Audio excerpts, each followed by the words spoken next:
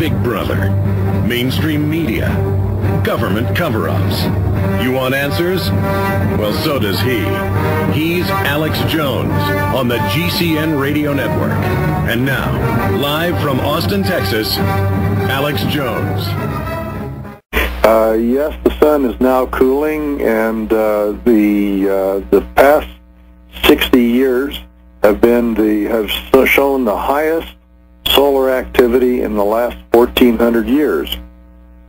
So yes, the sun is now cooling and has been warmer, and we can expect some cooling. But there's also some change in the ocean currents that's periodic, so that there is expected to be some cooling within the next decade or so. And the temperature history also shows that during since January 2001, the temperature of the Earth has basically held almost flat. It's rising at a 50th of a degree Celsius per decade at the present time. Now that's just a trend. You can't really predict from trends. Anyway, I guess what I'm trying to say is that the previous predictions about the horrendous warming that people expected have not come to pass. The problem with that business is that when you predict everything, you predict nothing. You just write down a list of things that could happen. That's not a prediction. And so it's just pure garbage. There's no reason to believe any of it. You talked about the majority of real scientists don't agree with them. There's been a big controversy. They had 1,800 people sign on, as you know, I'm telling the audience, this UN document a year or so ago, a year and a half ago, and now it's come out that a lot of them were just invited to the conference, never even signed on, but then saw their names. And then they cult-like say there's no disagreement, it's 100%, all scientists agree, which kind of backfired on them because then they're coming out of the woodwork saying, I don't agree. I mean, again, this is bizarre. Can you speak to the real numbers? Yeah, there were something like 2,500 people who attended the IPCC gathering in Maui. Now, understand what IPCC stands for. It's the Intergovernmental Panel on Climate Change.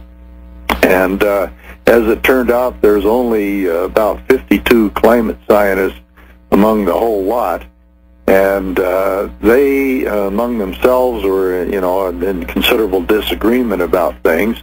And I know of at least one who sued to have his name taken off that list of people that signed.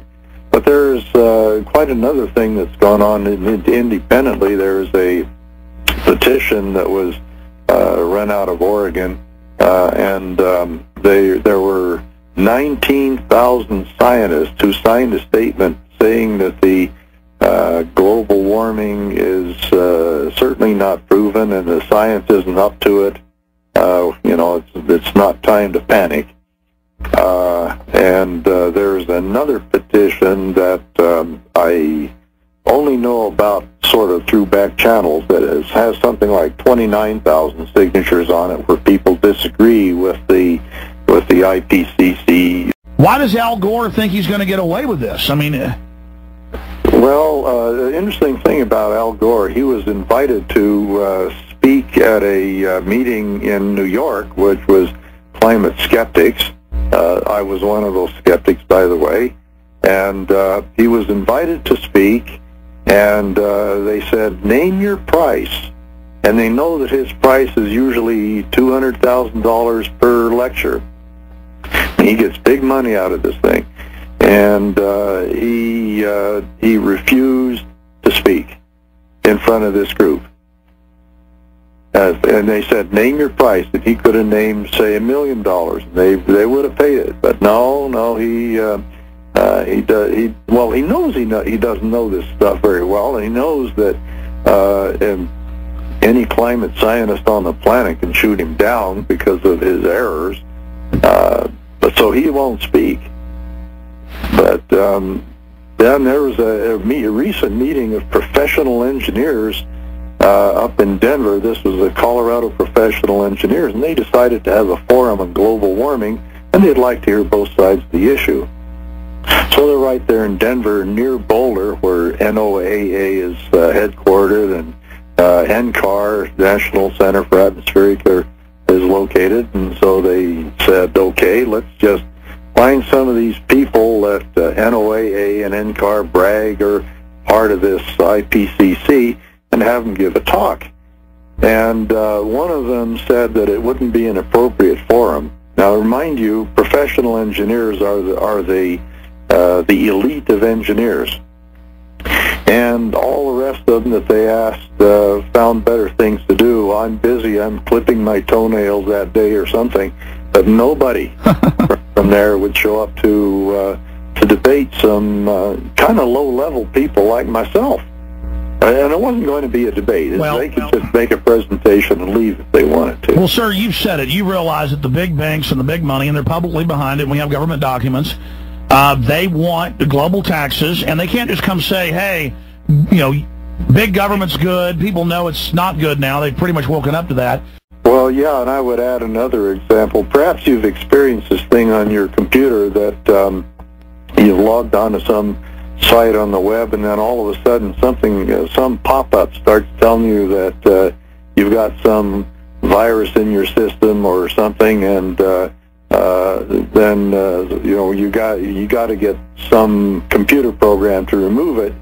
And then every time you turn around, you get this pop-up telling you have to go get this stuff to get the junk out of your system. Well, this is what we call extortionware. Yes. Yeah. And the same thing is happening in the global warming scenario, that people are basically extorting through fear. You know, you have to pay us. Well, that's my final point, Doctor, and it's this. Now I'm sure you've heard that government heads and others have called for our arrest. They're saying it's like Holocaust denial, that if you deny that there's global warming and that we need to fix it, that you need to be arrested because it's a crime against humanity? Well, I haven't heard the arrest part, but I certainly have seen the silencing part. Oh, no, listen, you can Google that, and it's all over the British and German news, where they're saying that denying this is like denying the Holocaust and should be illegal. Yeah, well, I look at it this way. Al Gore got the Nobel Prize. It's the Nobel Peace Prize, which puts him right up there with Yasser Arafat. And he refers to people like us as skeptics and deniers, and that puts us right down there with Galileo.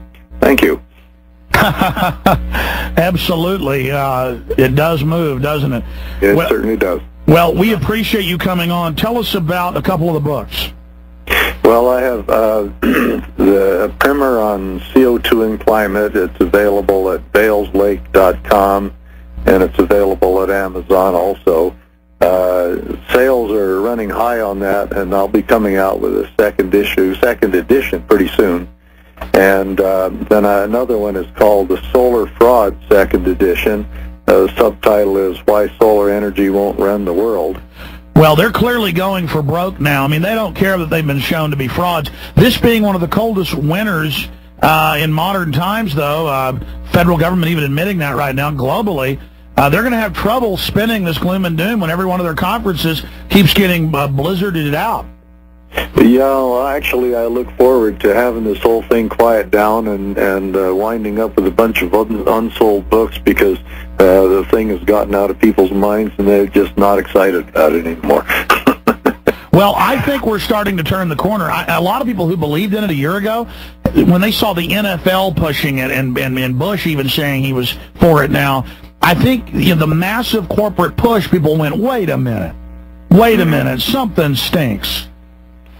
Well, yeah, I think so, but you have to be eternally vigilant, because they're always out there and they're after your pocketbook. So. Oh no, I agree that the fight's hot and heavy. We're in the thick of the fight. I just think that now people are finally realizing it's a fraud. They're not stopping. Maybe that's why they're tripling and quadrupling. I mean, have you seen how they're just going wild? Do you think that's maybe they're getting desperate, or?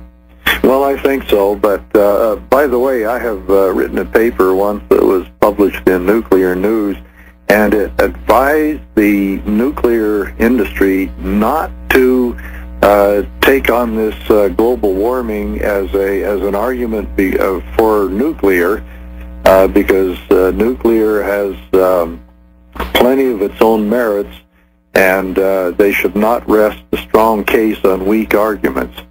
And I don't know if that had any influence on the nuclear community, but I am happy to say that they have been fairly circumspect about this issue. They haven't joined that bandwagon. Absolutely. All right. Well, thank you so much for spending time with us. He's Howard C. Hayden. A Primer on CO2 and Climate is his best-selling book right now. Thanks for spending time with us. You're very welcome. Thank you.